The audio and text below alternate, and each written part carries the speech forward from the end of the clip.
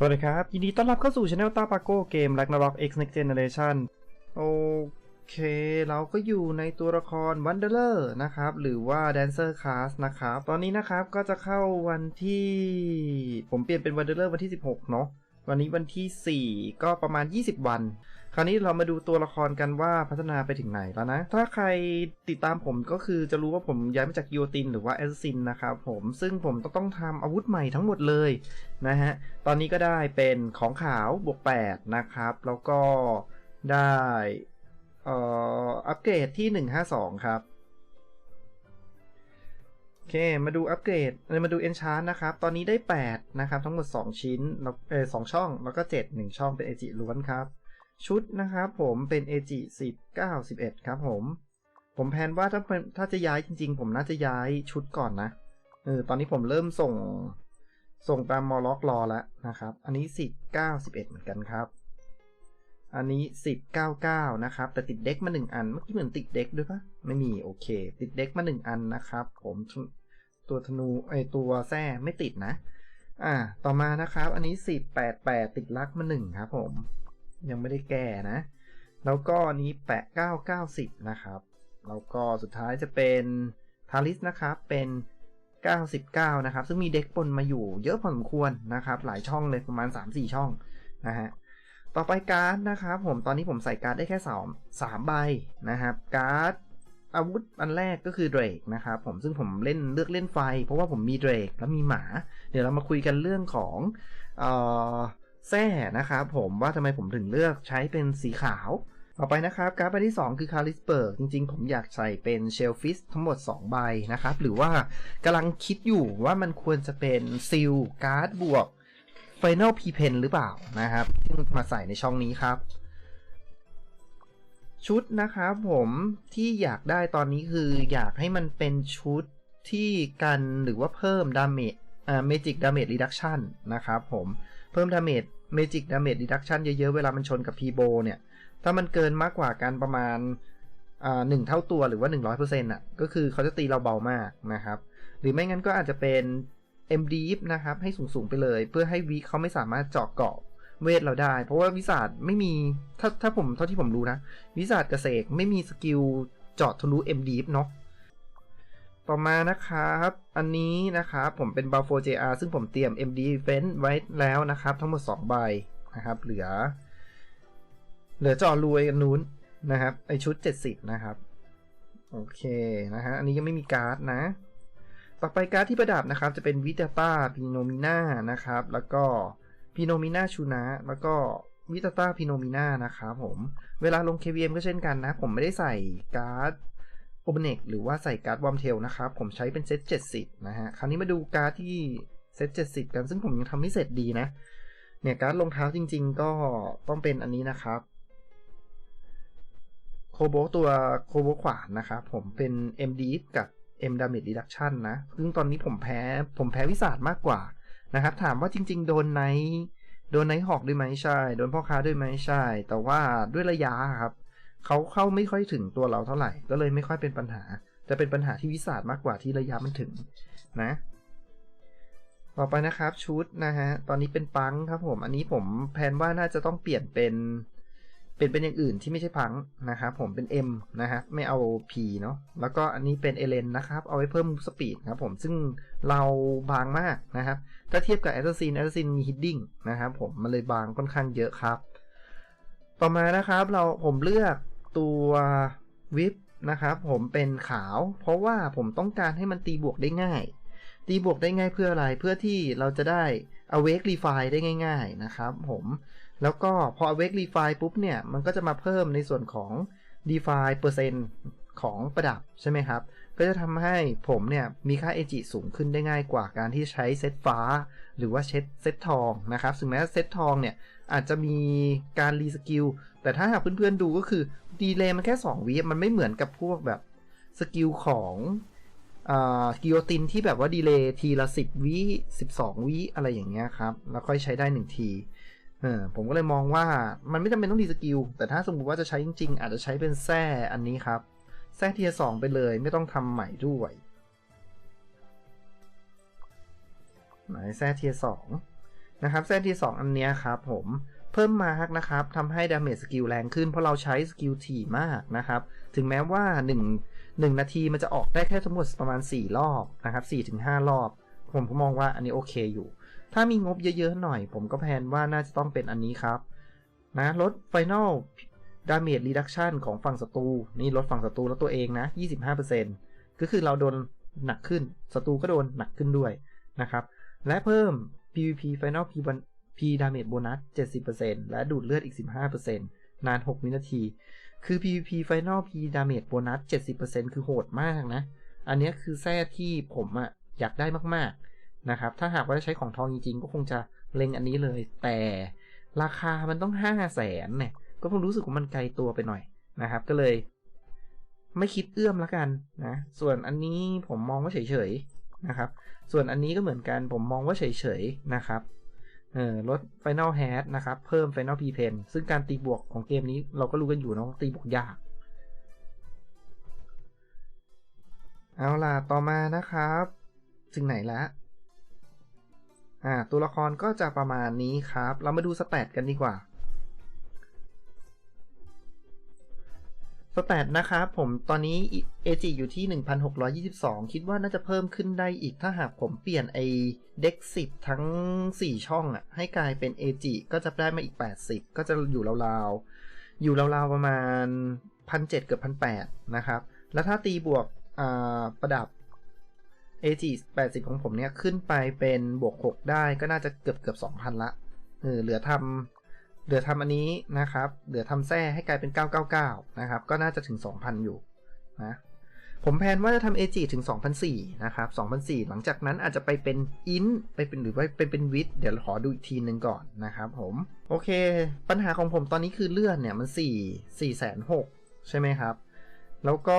PDIF ของผมมันก็ยังไม่เยอะมากมันแค่ 70% เองทั้งที่บวก8แล้วนะครับก็ต้อง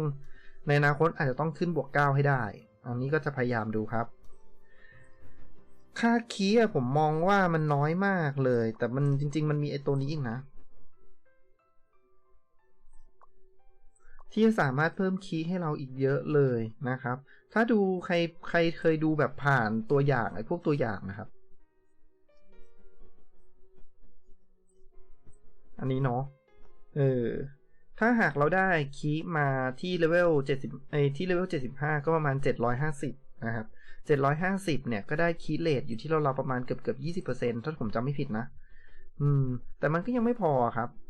ต่อให้เราแบบย้ายมาใช้ตัวนี้นะครับแล้วอีกอย่างหนึ่งก็คือRaven Whisper Call นี่อีกอย่างหนึ่งก็คือมันไม่ค่อยเหมาะนะครับเนื่องจากว่าอาวุธเงาของเราเนี่ย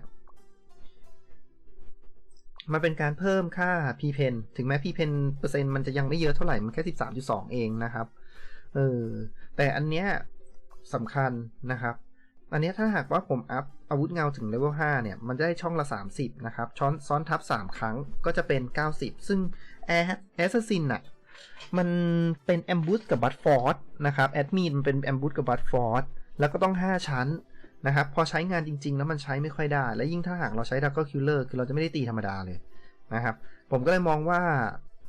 แดนเซอร์ไม่น่าจะต้องใช้ตัวลดคูลดาวน์แต่ควรจะไปเพิ่มดาเมจมากกว่านะครับหรือไม่งั้นก็ไม่ต้องใช้ก็ได้ใช้ข่าวก็ได้ครับเน้นตีบวกเยอะๆเพื่อทำให้ค่ามันไปส่งเสริม Awake Refine นะครับทำให้เราสามารถที่จะมีค่า AG หรือค่าสแตทได้สูงขึ้นผมก็เพิ่งย้ายมาเล่นสแตทที่ตัวแดนเซอร์เนาะไหนๆก็อยู่ตรงนี้แล้วนะครับเราก็ดูอันนี้ก่อนเลยครับ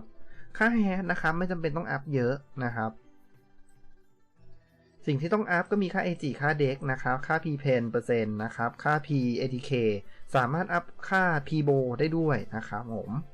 อันที่2นะครับอันนี้จริงๆต้องอัพแล้วแต่ว่าผมยังมีหินไม่พอนะครับก็คือครับค่า P ATK ขึ้นไปเยอะๆเลยเพราะมันเป็นตัวตั้งต้นเอาไว้คูณกับ Awake Refine อีกทีนึง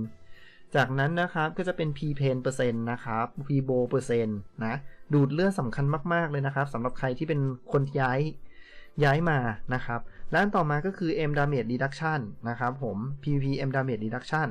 ถ้าเหลือก็มาอัพได้ครับแต่ถ้าตอนนี้ยังไม่เหลือก็เตรียมอัพอย่างอื่นก่อนดีกว่าครับ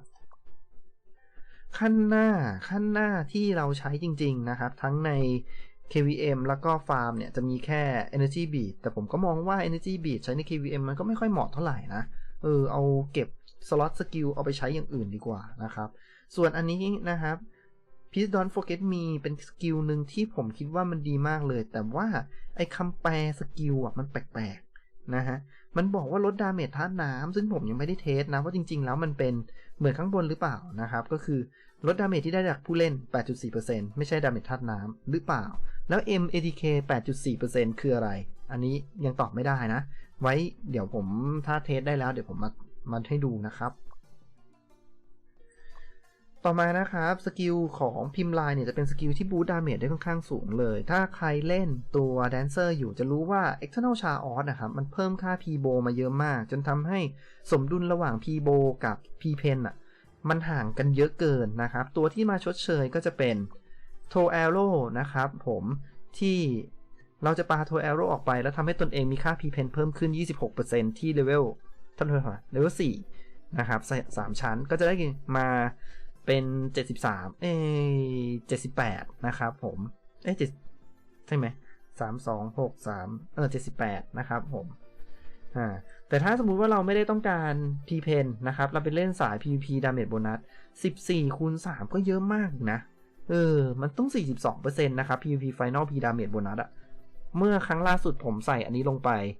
Damage พุ่งปุ๊ดเลยนะครับต่อมา Humming นะครับผม Humming ทำให้ดาเมจของสกิลเพื่อนร่วมทีมแรงขึ้น 2.8% อาจจะเอาไปใช้ตอนที่เราไปล่าบอสก็ได้แต่คนที่จะให้ผลกับตัวนี้มากๆก็จะมี Nighthawk นะครับมี BS นะซึ่งปกติผมไม่ได้ล่ากับ Nighthawk กับ BS นะผมล่ากับวิสาทนะครับผมแล้วก็ฮันนกนะอันนี้ก็ดูไม่ค่อยเวิร์คเท่าไหร่สำหรับผมนะครับส่วนอันเนี้ยถ้าหากขึ้น6ผมก็มองว่าไม่เวิร์กเลย เพิ่มดาเมจของสกิล 6.5% ผมว่าใช้ไม่ได้ครับสรุปที่ใช้ได้จริงๆน่าจะเป็นแค่2อันนี้ Throw Arrow กับ1กับ Throw Arrow 2ต่อมานะครับเป็นส่วนของหนังสือเนี่ยสกิลที่น่าสนใจนะครับจะมีเกือบทั้งหมดเลยนะสกิลนี้จริงๆก็น่าสนใจนะครับผมยังงงอยู่ว่ามันคือยังไงมันเป็นตัวแปรตัวที่ต่อหลังสุดอีกทีนึงหรือเปล่าหรือว่ามันจะไปเพิ่มคีดาเมจนะครับที่ 6% เนาะสมมุติเรามีคีดาเมจ400นะครับพอคีไปปุ๊บเราอาจจะเป็น6นะครับ6คูณ400ต่อมานะครับสกิลที่เราจะใช้นะครับผมอันนี้อาจจะใช้ตอนบัฟถ้าหากเพื่อนเราเป็น Final P Damage เยอะๆแต่ถ้าใน KVM ผมมองว่าจะต้องเป็น Arrow Welcome มากกว่านะครับตัวคำแปลผมมองว่ามันผิดนะมันน่าจะเป็น PDIF แต่ผมแปลเป็นภาษาอังกฤษมันก็เป็นวิทอยู่ดีนะครับแต่พอใช้ปุ๊บเนี่ยมันแรงขึ้นไหมผมก็มองว่ามันแรงขึ้นนะผมยังไม่ได้เทสแบบจริงจังเดี๋ยวถ้าหากได้เทสจริงจังยังไงเดี๋ยวมาบอกอีกทีนึงนะครับแต่ใน KVM น่าจะต้องใช้ตัวนี้หรืออีกอันนึงก็คืออันนี้ครับอันนี้ใช้เหมาะกับการล่าบอสมากๆเลยนะโดยเฉพาะแบบบอสใช้สกิลหมู่ของเราครับบอสใช้สกิลหมู่ใส่เราแล้วมันเป็นสกิลที่แบบว่าหลบไม่ได้อย่างเช่นระเบิดเกาะของออกฮีโร่นะครับหรือว่าสกิลของดักพีทนะครับไม่ใช่ดักพีซสิเนโครเมนเซอร์นะครับผมที่มันระเบิดไประเบิดมามั่วไปหมดเลยมันทำให้เกิดอมตะหมู่นะครับผมแล้วก็การตายได้1ครั้งแต่ว่ามันแสดงได้ทุกๆ37วินาทีก็ต้องคำนวณเวลาดีๆมากๆเลยต่อมานะคะเป็นพันธสัญญาที่ใช้ใน KVM ได้ก็จะมีแค่ Gate Arrow Gate Echo มา Gate Arrow อะไรล่ะมันทำให้ไซเรน 1.6 วินาทีป่วนมากนะป่วนมากๆเลยแต่ว่าเปลืองไอ้นี่มาเปลืองโต๊ดหรือว่าเปลืองลูกอมมากๆเหมือนกันครับแล้วก็ Severe Rainstorm นะครับอันนี้นะครับถ้าหากว่าเงา5ผมว่าอันนี้เวิร์กส่วนเมื่อเพื่อนร่วมทีมสร้างดาเมจสกิลในระยะแสดงของจะฟื้น HP 0.2 ของ Max HP ของพวกเขาทุกวิจะเกิดผลสูงสุด3ครั้งอันนี้ผมก็ยังมองว่ามันแปลกๆถ้าใช้งานได้จริงน่าจะมีแค่ Great Echo กับ Severe Rainstorm ครับสวัสดีครับคุณ StarTech ครับผมมารีวิวตัวละครให้ดูเนาะว่าตอนนี้เป็นถึงไหนนะแล้วก็ผมอยากจะอัพเงามากๆเลยนะครับแต่ตอนนี้ทุนทรัพย์ยังไม่พอแล้วผมแพลนว่าน่าจะต้องเอาการ์ดก่อนเดี๋ยวน่าจะต้องเอาการ์ดก่อนวันพรุ่งนี้น่าจะได้การ์ดละ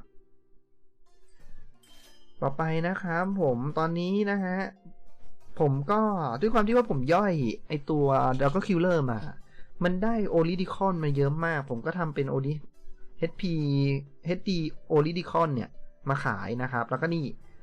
ไปกระต่ายล่าบอสด้วยกันนะครับเอามาขายแต่ผมก็ว่าผมตั้งราคาถูกไปหน่อยนะเห็นอันล่าสุดมันมันประมาณ 50,000กำลังเก็บเพชรซื้อแส้ทองขั้น2ดีเลยครับผมถ้าเล่นของทองไปทางนั้นเลยครับของผมเน้นเอามาตีบวกง่ายๆอยากแคป9อยากแคป10เดี๋ยวอาจจะตีแทรกขึ้นมาอีกอันนึงเอาไว้ตีบวกนะครับเป็นแบบตีคู่จะได้ไม่ต้องใช้กันแตกไม่ต้องใช้กันลดด้วยนะครับแล้วก็ยังมีของใช้ของเดิมเดี๋ยวผมจะตีชิ้นสำรองขึ้นมาทั้งหมดเลยนะครับซึ่งตอนนี้ชิ้นสำรองที่เอาขึ้นมาก็จะมีแหวนนะครับตอนนี้ทำขึ้นมาเสร็จแล้วแหวนขาวผมเผื่อไว้ก่อนนะเผื่อในอนาคตเซต110มาอะไรเงี้ยเดี๋ยวดูอีกทีนึงว่าจะทำไงกับมันนะครับแล้วก็แส้ยังไม่ได้แส้ยังไม่ได้ทำนะครับแล้วก็มีทาริสก็ยังไม่ได้ทำนะครับโอเคก็เดี๋ยวจะค่อยๆทยอยทำไปเรื่อยๆครับก็น่าจะเป็นแบบคล้ายๆทำมาเป็นอันลองแล้วก็ทำมาเป็นแบบเขาเรียกว่าตีล่อตีล่อขึ้นไปเรื่อยๆนะครับแล้วก็เผื่อว่าวันหนึ่งมันจะตีติดเนาะโอเคผมลืมอะไรไหมสัตว์เลี้ยงนะครับสัตว์เลี้ยงตอนนี้หลักๆของผมจะใช้เป็นหมานะครับซึ่งทำให้เพิ่มไฟแต่ว่าผมยังไม่ได้อัพขั้นเลยนี่ต้องใช้เงินอีกเยอะเลยกว่าจะทำหมาเสร็จก็เดี๋ยวค่อยๆเก็บไปเรื่อยๆครับช่วงนี้ผมไม่ค่อยได้ขุดแร่เพราะว่ากำลังทำหลอมอยู่นะครับแล้วก็อะไรอีกจริงๆผมอยากทำโปลลิ่งด้วยผมอยากทำหลายอย่างมากนะครับแล้วก็สลามนะครับแล้วก็กระต่าย2ตัวเยอะเลือดตอนนี้เดินเควสประจำวันบอทสบายยังผมบอทสบายนานมากแล้วนะคือตอนนี้บอทก็ไม่ตายนะครับคือมันตีผมไม่โดนนะครับมันตีผมไม่โดนคราวนี้มาดูสแตทพื้นฐานหน้า2นะครับค่าพีเพนของผมอยู่ที่ 3,755 มาจากอาวุธเงารวมถึงดาเมจตอนนี้ผมสามารถสกิลชุดเดียวมันตายได้ครับก็คือแจมมั่วเลยฮะ ผมยืน2กองได้ถ้าหากว่าเปิด External Chaos นะโอเคนะครับค่าพีเพนหลักๆก็จะมาจากอาวุธเงาแล้วก็ทาริสครับแล้วก็ค่าแฮชนะครับตอนนี้ได้ 30.3 บวกกับ 10.9 ก็คือเกิน40ไปแล้วนะครับก็คือล้นแล้วครับตอนนี้ค่าฟรีนะครับอยู่ที่110ครับผมบวกอีก16นะครับก็จะเป็น126นะครับถ้าใครค่าฮิตต่ำกว่า26ก็คือตีผมไม่โดนละแต่ปลานกโดนนะปลานกโดนแต่ยิงไม่โดน Final M Damage Bonus อยู่ที่20จากการ์ดของBuffo JR นะครับแล้วก็ Final P Damage Bonus นะครับอยู่ที่34ตอนนี้ยังไม่ได้บัฟเนาะ Final P Pen อยู่ที่ 78.6 นะครับบวกกับอันนี้ก็จะเป็น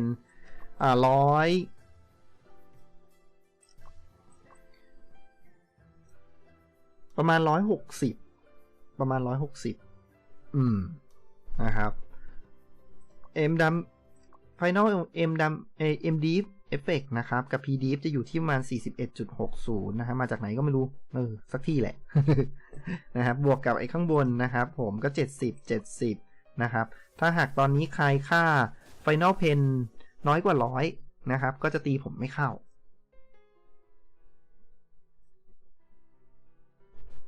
ค่าธาตุนะครับธาตุไฟนะครับยังไม่ได้บัฟอะไรยังไม่ได้แบบใช้สัตว์เลี้ยงหรืออะไรพวกนี้นะครับอยู่ที่ 97.5 ครับในอนาคตผมจะเพิ่มค่าไฟจากไอ้นี่นะชิลฟิสนะครับแล้วก็เดี๋ยวต้องมี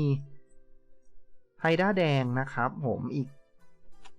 อีก2ใบนะครับแล้วเดี๋ยวอีกอันนึงต้องเป็นโอชิริสนะครับก็จะได้มาอีกประมาณ60มั้งก็ประมาณ150ผมก็โอเคแต่สัดส่วนที่ผมอยากได้จริงๆมันคือ P Pen นะครับ Final P Pen จะต้องเป็น3เท่าของ Final Pibo นะครับซึ่งตอนนี้มันประมาณ2เท่าเนาะมันต้องเพิ่มอีกเท่าหนึ่งแล้วก็ Final ตัวค่าธาตุครับจะต้องประมาณ2เท่าของ Final Pibo ซึ่งตอนนี้มันได้อยู่แต่ถ้าผมกดบัฟอะเดี๋ยวผมขออนุญาตเดินไปนิดนึงนะถ้าผมกดบัฟอะครับมันจะ Pibo มันจะล้นขึ้นมาซึ่งเดี๋ยวต้องค่อยๆปรับอีกทีนึงแล้วเดี๋ยว Pibo ก็จะล้นอีกเพราะเดี๋ยวผมต้องไปใส่หนอนเนียริดอะไรสักอย่างนึงเนี่ยที่เป็นค่า Pibo ที่หัวทั้งหมด6ใบตอนนี้ใส่ได้5ใบเนาะผมขาดปากนะครับถ้าได้ปากมาก็จะเป็นทั้งหมด6ใบซึ่งก็ค่าโบก็จะขึ้นมาอีกเยอะมากนะครับสรุปก็คือตอนนี้ผมสามารถที่จะดันไปได้เรื่อยๆยังไม่มีคำว่าตันมันไม่เหมือนแอดมีดตอนนู้นที่แบบว่ามันตันนิดนึงละนะครับเอาล่ะเดี๋ยวผมทำให้อาวุธเงาทำงานก่อนเนาะ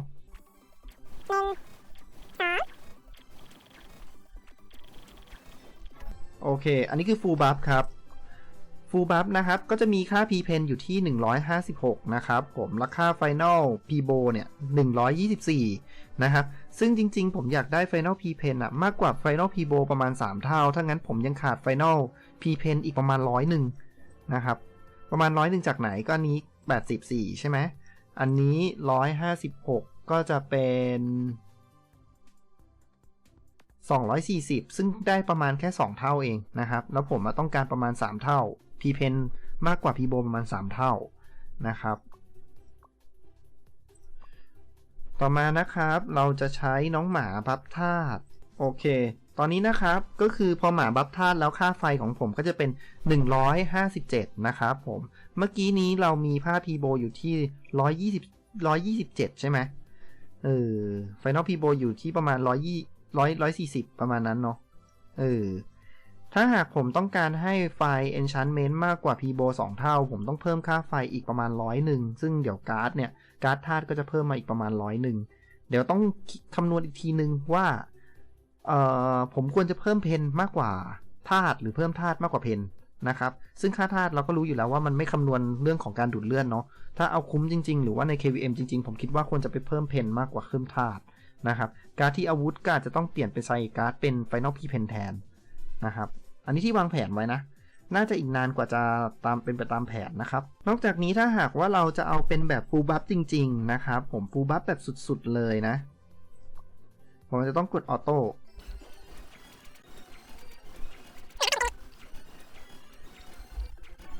ไม่แน่ใจหมาบัฟไฟเต็มหรือเปล่านะครับค่าธาตุอันนี้ก็จะมีเรื่องของบัฟไฟจากหมาด้วยแล้วก็เพิ่มจากสกิล Moonlight Serenade อีก 30% นะครับก็จะได้ประมาณ180ก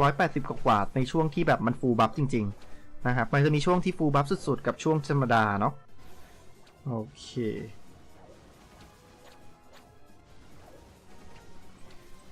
ใช่ไหมตอนนี้ Full Buff ไหม177นะครับ133ช่วงนี้น่าจะ Full Buff สุดๆแล้วบวกหมาด้วยโดยรวมก็จะประมาณนี้ครับโอเคต่อไปนะครับเราเทสกับอันนี้ไว้มายาโอเคเดี๋ยวเรามาดู DPS กันนะครับว่าสูงที่สุดเป็นประมาณไหนนะสิ่งที่ผมใช้นะครับผมก็จะใช้แค่ Severe Storm กับ Velo Welcome แล้วก็ Toe Arrow นะครับโอเคเราใช้เป็นเซตบอสเลยเนาะจริงๆถ้าหากว่าเราใส่ไอตัว Echo เข้ามาเนี่ยมันจะทำดาเมจได้เพิ่มขึ้นอีกนิดนึงนะครับไอตัวนี้เนาะแต่ว่าผมไม่ได้ใช้นะครับผมใช้แค่นี้นะครับแล้วก็ถ้าหากว่าใช้ตัว Vibration Field นะครับก็สามารถที่จะทำดาเมจได้เพิ่มขึ้นอีกพอสมควรเลยเหมือนกันแต่ผมไม่ได้ใช้นะผมเช็คดาเมจจากสกิลที่ผมใช้เป็นประจำจริงๆก่อนนะครับโอเคถ้าพร้อมแล้วนะครับเรากดออโต้ครับกดบัฟครับเสร็จแล้วก็บัฟให้หมดนะครับตีปุ๊บกดปิดเพลงนิดนึงกด Eternal Chaos ครับเพิ่มดาเมจสูงสุดนะครับก็จะเห็นว่า Severe Storm ตกอยู่ที่ประมาณ3ล้านแต่พอผลของ บูนไลท์ซีดีเนตหมดเนี่ยก็จะอยู่ที่ราวๆประมาณ2.7 ล้านนะครับส่วนอโรวาลคัมนะครับก็จะอยู่ที่ประมาณนี้เนาะซึ่งในการเทสในเทรนนิ่งเนี่ยผมก็ไม่รู้เหมือนกันว่ามันได้น้อยกว่าประมาณเท่าหนึ่งนะครับถ้าอยู่ข้างนอกหรืออะไรพวกนี้แบบเป็นตี้อาจจะมีบัฟพีทนะครับผมแต่ก็ไม่เคยไปกับไนท์นะส่วนใหญ่จะไปกับวิมากกว่านะครับบัฟวิก็ไม่น่าจะเพิ่มดาเมจเรานะครับบัฟวิก็ไม่น่าจะเพิ่มดาเมจผมนะครับแต่ว่าได้ประมาณเท่าหนึ่งโอเคจะอยู่ที่ประมาณ9นะครับ 9M โอเคเดี๋ยวอีกอันนึงที่เราต้องมาดูกันก็คือตอนนี้ค่า AG ของผมคือ 1622 นะครับแล้วคราวนี้เรามาดูเซต KVM ของผมกันนะครับเซต KVM ผมเนี่ยอัพเป็น AG Width นะครับผมเลือดก็จะอยู่ที่ไม่ใช่แล้วผมสืบทอดไปเลยแล้วกันเพราะมันอัพขั้นยังไม่ครบทุกชิ้นอ่ะมันจะสืบทอดแล้วมันจะยังน้อยอยู่อันนี้คือผมทำ2ช่องแล้วใช่ไหมเรามาลองเทียบดูนะครับสแตทของ2ช่องเนี่ยหรือว่าเราทำขั้นขึ้นมาเนี่ยมันจะเท่ากันหมดเลยนะครับอัปเกรดมันก็คือเท่ากันทุกอย่างเท่ากันหมดเลยนะครับแต่ถ้าสมมุติว่าเราเอายังไม่ทำอัพขั้นขึ้นมาจะเห็นได้ว่าเลือดหายไปเกือบ 3,000 เลยนะคือเยอะมากนะครับผมถ้าหากจะใช้เซต7ใครที่จะใช้เซต70ควรทำอย่างน้อยต้องทำขึ้นไปถึงให้เทียบเท่าเลเวล110เลยนะครับผมบอกได้เลยว่าเซต70คือเซตที่สุดยอดมากนะครับถึงแม้ว่าทำอัพขั้นขึ้นไปเนี่ยครับเพิ่มในส่วนของฟื้นฟูเลือดถ้าหากว่าเรามีวิทย์เยอะมันก็จะฟื้นได้เยอะนะครับผมแล้วเดี๋ยวเราต้องทำไปกี่ขั้น80 90 100 110นะครับทั้งหมด4ขั้นก็เป็น3 บวก 4ก็เป็น 7% นะครับทุกๆ6 วินาทีก็ถือว่าเป็นการฮีลที่แรงมากเลยนะพระบางคนถึงใช้เป็นเซตนี้นะครับผมแต่ถ้าเป็นพระที่เน้นเรื่องของการทำสะท้อนแล้วก็ไปเน้นตัว Final PDF นะครับเป็นหลักอะไรอย่างเงี้ยเน้นเป็น Final PDF ให้สูงกว่าค่าเจาะของศัตรูแต่ Final PDF ก็ต้องสูงถึง400นะครับประมาณ400ขั้นต่ำเลยนะครับแต่ถ้าสมมุติว่าเป็นตัว Murphy เนี่ยก็คือจะเป็น PVP Damage Reduction นะครับซึ่งมันก็จะต้องทำถ้าเป็น Murphy ก็ต้องทำให้ PVP Final Damage Reduction เนี่ยมันอยู่ที่ราวๆประมาณ200นะครับ200อัพถึง300นะครับถึงจะกันคนทั่วไปได้ถ้าหากกันสู่สถานได้ก็ต้องประมาณ400 450นะครับเหมือนที่วาเลนไทน์นะครับเป็นคนทำเนาะโอเคที่เราจะต้องเทสกันก็คือผมมีประดับวิทย์นะครับเลเวล60นะซึ่งสแตทมันก็ยังไม่ค่อยโอเคหรอกเดี๋ยวผมก็น่าจะต้องสุ่ม90ไปเรื่อยๆนะครับเพราะผมต้องการแทร่90มาเทสอยู่นะผมจะย้ายนะครับผมย้าย1ชิ้นนั่นก็คือจะต้องย้ายตัวบวก6แหละคิดว่าน่าจะต้องเป็นบวก6แล้วเดี๋ยวเรามาดูว่าย้ายตัวบวก4บวก6เดียวเพื่อนๆเราลองทั้ง2อันก็ได้นะเพราะว่าตอนนี้ตั้งแต่ผมย้ายอาชีพมาแล้วผมรู้สึกว่ามันเงินเหลือไอ้เซนี้เหลือจริงๆโอเคถ้าหากผมสืบทอดนะครับเป็นบวก4มาผมจะมีเลือดเท่าไหร่เดี๋ยวดูเลือดก่อนหน้า599นะครับ599ประมาณ600,000แล้วกันเนาะสืบทอด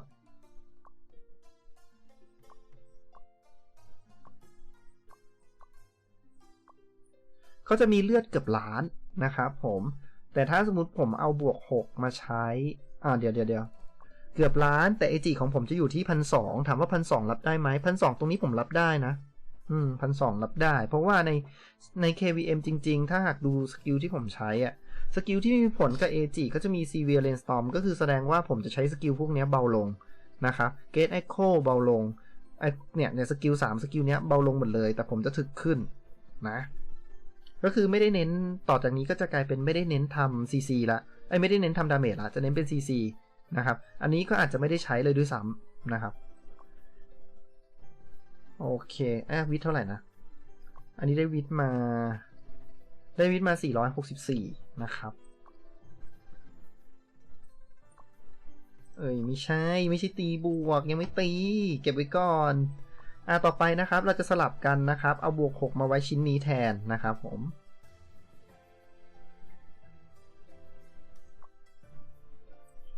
อันนี้แล้วทำไมเลือดเท่าเดิม